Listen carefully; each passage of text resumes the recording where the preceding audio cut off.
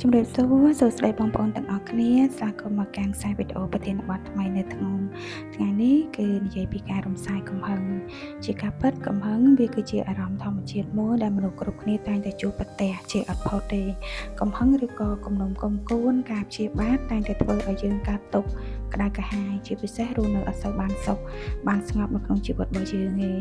កំហឹងវាកើតឡើងដោយសារតែការខកចិត្តការមិនយល់ចិត្តគ្នាការនិយាយឲ្យស្ដាប់គ្នាអត់យល់បញ្ហាការងារបញ្ហាគ្រួសារឬក៏សម្ពាធជាប្រចាំថ្ងៃកំហឹងមិនមែនជារឿងអាក្រក់អីទេប៉ុន្តែបើសិនជាយើងអត់ចេះគ្រប់គ្រងវាឬក៏ទុកវាឲ្យស្ថិតនៅក្នុងចិត្តយើងយូរពេកនោះវាក៏អាចបង្កឲ្យមានផលប៉ះពាល់ដល់សុខភាពផ្លូវចិត្តនិងផ្លូវកាយរបស់យើងបានដូចគ្នានៅពេលដែលយើងមានកំហឹងក្នុងចិត្តហើយមិនអាចរំសាយវាចេញបានវាអាចនាំឲ្យយើងមានភាពតានតឹងងាយខឹងងាយស្ងោស្ងាត់ហើយអ្នកខ្លះទៀតអាចឈានទៅដល់ជំងឺដូចជាជំងឺ stress ជំងឺបេះដូងឬក៏អាចមានបញ្ហាឆាប់អន់ចិត្តជាប្រចាំដូច្នេះហើយការរំសាយកំហឹងក្នុងចិត្តគឺជារឿងសំខាន់ណាស់សម្រាប់ការរស់នៅប្រកបដោយសន្តិភាពនៅក្នុងចិត្តរបស់យើងម្នាក់ៗនៅក្នុងខ្សែវីដេអូនេះខ្ញុំសូមធ្វើការបង្ហាញជូននៅ3ចំណុចដែលអាចជាទុនគំនិតមួយឲ្យបងប្អូនទាំងអស់គ្នាអាចយកមកអនុវត្តហើយអាចរំសាយកំហឹងបានវិធីដំបូងនៅក្នុងការរំសាយកំហឹងគឺការទទួលស្គាល់អារម្មណ៍របស់ខ្លួនឯងយើងត្រូវហ៊ានទទួលស្គាល់ថាយើងកំពុងតែខឹងយើងអត់បដិសេធឬក៏លាក់វាទុកនៅក្នុងចិត្តយូរពេកទេការទទួលស្គាល់អារម្មណ៍និងការផ្ដល់អភ័យដល់អ្នកដែលធ្វើអំពើមិនល្អមកលើយើងឬក៏អ្នកដែលធ្វើឲ្យយើងអត់សប្បាយចិត្តវាជាជំហានដំបូងនៅក្នុងការដោះស្រាយបញ្ហាព្រោះថាការឲ្យអភ័យមិនមែនអភ័យសម្រាប់តែគេប៉ុន្តែវាជាការសម្រាលបន្ទុកសម្រាលកំហឹងនៅក្នុងអារម្មណ៍របស់យើងខ្លួនឯងផងដែរដោយបុរាណលោកពោលថាកុំឲ្យយើងយកកំហឹងទល់នឹងកំហល់ណាត្រង់ចំណុចនេះមានន័យថាអំឡុងពេលដែលយើងកំពុងខឹងនឹងនរណាម្នាក់សូមឲ្យយើងទាំងអស់គ្នាកុំតន់អានិយាយឬក៏បញ្ចេញយោបល់អីពីព្រោះ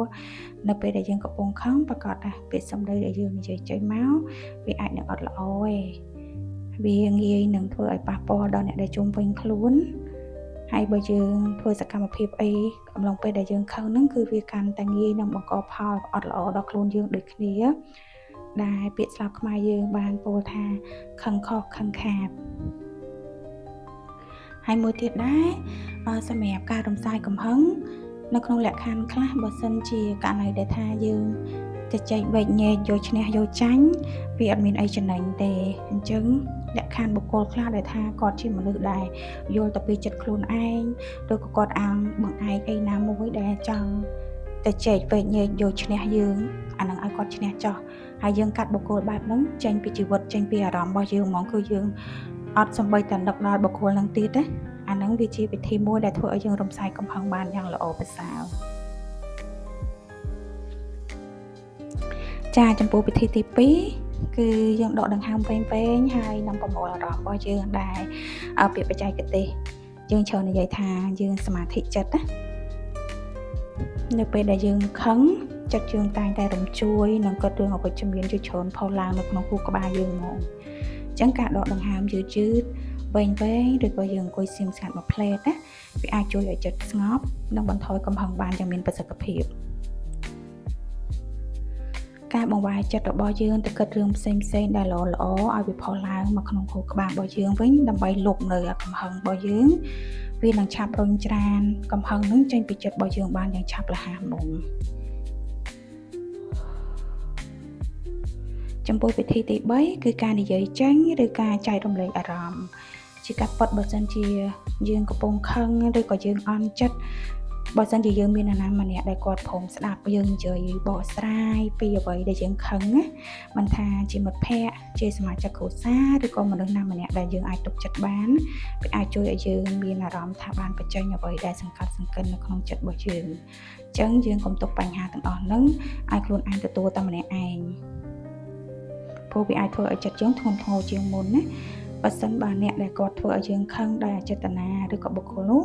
ក៏អត់បានដឹងថាអ្វីដែលគាត់និយាយឬក៏ទង្វើដែលគាត់ធ្វើមកឲ្យយើងខឹងសូមឲ្យយើងបានប្រាប់គាត់ដោយត្រង់ទេថាកុំនិយាយអញ្ចឹងកុំធ្វើបែបនេះខ្ញុំមកវាប៉ះពាល់អារម្មណ៍ខ្ញុំវាធ្វើឲ្យខ្ញុំអត់សប្បាយចិត្តទេ ខ្ញុំជឿជាក់ថាបើយើងប្រាប់គាត់ភ្លាមទៅនោះបុគ្គលម្នាក់នោះគាត់នឹងដឹងខ្លួនហើយគាត់នឹងជៀសវាងនៅការពោលពាក្យសម្ដីឬទង្វើទាំងឡាយណាដែលធ្វើឲ្យយើងខឹងនៅពេលក្រោយទៀតបានបន្ថែមពីនេះការធ្វើសកម្មភាពវិជ្ជមានក៏ជាវិធីល្អនៅក្នុងការរំសាយកំហឹងផងដែរដូចជាការហាត់ប្រាណឲ្យយើងចេញញើសទៅការស្ដាប់តន្ត្រីការអានសៀវភៅ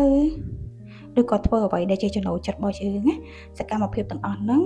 គឺវាអាចជួយបំលែងធម៌ពលវិជ្ជមាននៅក្នុងខ្លួនយើងឲ្យទៅជាធម៌ពលវិជ្ជមានភ្លាមហ្មង